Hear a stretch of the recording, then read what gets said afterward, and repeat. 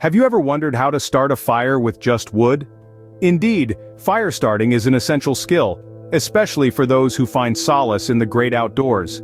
It's the warm heart of the campsite, a source of comfort and a beacon of hope in the wilderness. But beyond its practical uses, there's an art to fire starting, a dance of elements that requires understanding and respect.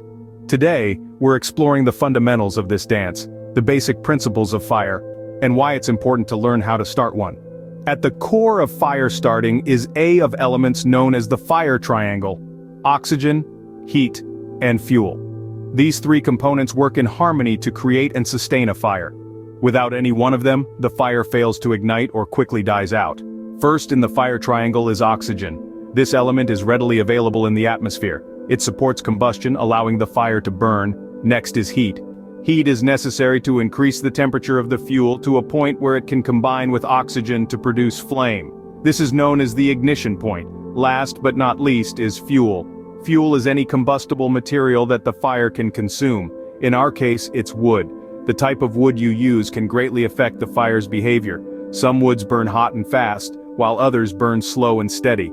Understanding these characteristics can help you control the fire and use it to your advantage. In the absence of any one of these components, a fire will not start or continue to burn. One can also be used to extinguish a fire. This understanding is not only key to starting a fire but also crucial in fire safety. So now that we understand the basics, let's dive into the process. It's time to roll up our sleeves and delve into the art of fire starting. Remember, this dance of elements is as mesmerizing as it is powerful, so let's treat it with the respect it deserves. And now, as we conclude, don't forget to follow for more amazing tips. And please do us a favor and hit that like button. The first step in starting a fire is gathering the right wood. Now, you might think any old wood would do, but that's not exactly the case. You see, the type of wood you gather can make a world of difference in how your fire burns. Ideally, you're looking for dry, dead wood. This is because dead wood has had time to dry out, making it easier to ignite and burn. So, where might you find this kind of wood? Look around the forest floor or seek out fallen branches. You can also check the lower branches of living trees, which are often dead and dry. But how can you tell if the wood is good for burning? Well, good firewood should be relatively lightweight for its size and should make a clear, sharp sound when struck against another piece of wood. If the wood is damp or rotten, it will make a dull thud, and it's best to leave it be. Now let's talk about the different sizes of wood you'll need. First, there's tinder. Tinder is small, easily combustible material that can catch a spark and start a fire. Dry leaves, grass, and small twigs can all serve as tinder. Next up is kindling. Kindling is slightly larger than tinder, typically small sticks and branches about the width of your finger. These catch fire easily from the tinder and burn long enough to ignite larger pieces of wood. Finally, we have fuel wood. Fuel wood is the mainstay of your fire, the logs that will burn for a long time and provide heat and light. These should be larger pieces, about the width of your arm or larger. Remember, gathering a good mix of tinder, kindling, and fuel wood is crucial to starting and maintaining your fire. It's like cooking a meal. You need a variety of ingredients to make it work. With your wood gathered, you're ready to start building your fire.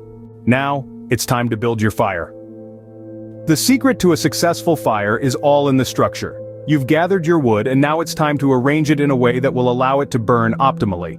There are two popular methods to build a fire: the teepee method and the log cabin method. Let's start with the teepee method. Picture a classic Indian teepee in your mind. Got it? Good. Now that's the structure we're aiming to replicate with our firewood. Begin by planting a small bundle of tinder in the center of your fire pit. Then, arrange your kindling around the tinder in a teepee shape, leaving an opening on the windward side to help fuel the fire with oxygen. Gradually add larger sticks to the structure, always maintaining that teepee shape. The advantage of this method is that it's quick to ignite, due to the concentration of heat. However, it does require constant maintenance to keep the fire going. Now, let's move on to the log cabin method.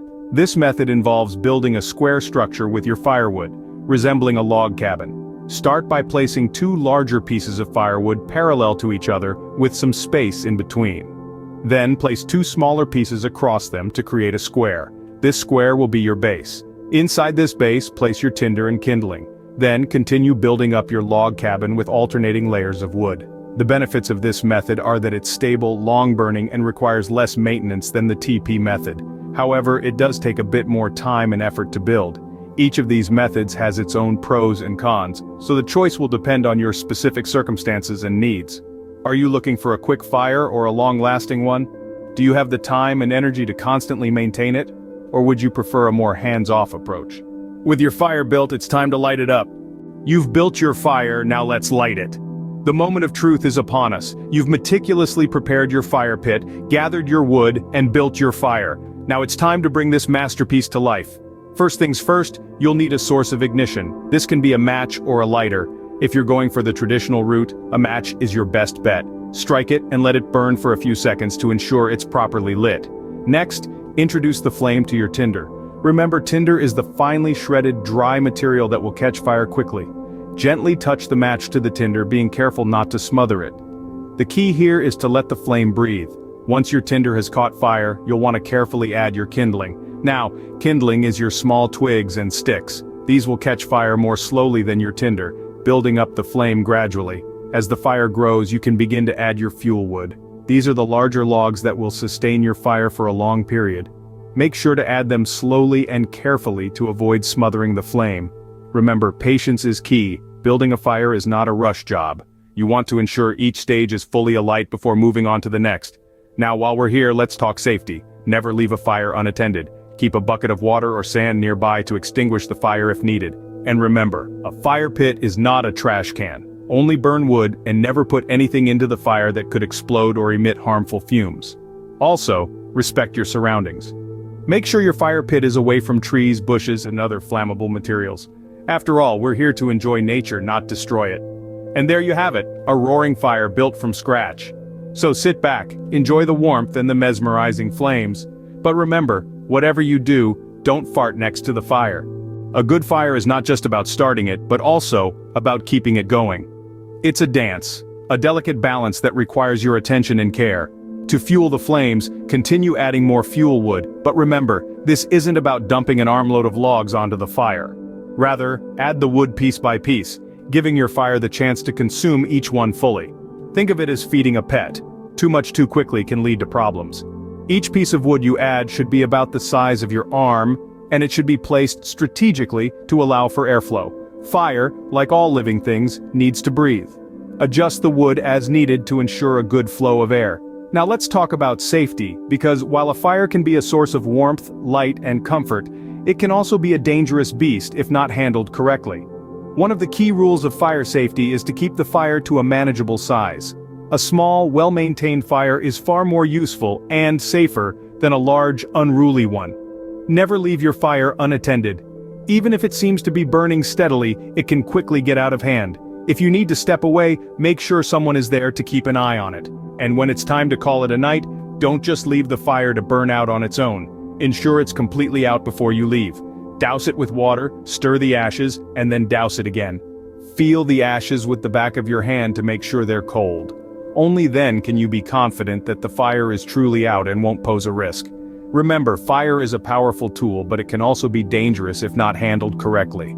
Always practice fire safety. With these tips, you'll be able to enjoy the warmth and comfort of a fire, while also ensuring your safety and the safety of those around you.